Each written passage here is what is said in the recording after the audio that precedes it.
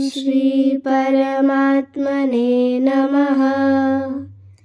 अथ श्रीमद्भगवद्गीता अथ प्रथमोऽध्यायः। धृतराष्ट्र उवाच धर्मक्षेत्रे कुरुक्षेत्रे समवेतायुयुत्सवः मामकाः पाण्डवाश्चैव किमकुर्वत सञ्जय।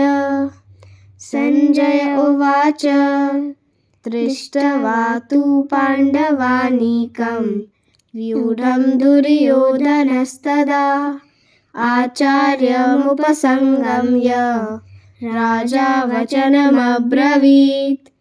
पश्येतां पाण्डुपुत्राणाम् आचार्यमहतीं च मूं व्यूढं द्रुपदपुत्रेण तव शिष्येण धीमता।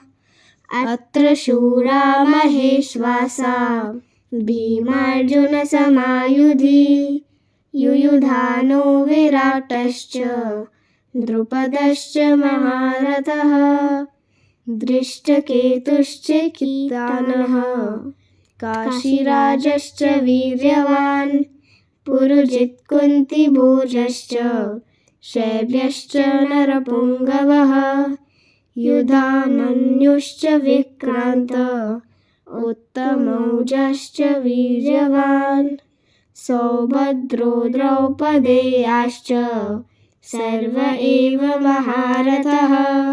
धन्यवाद।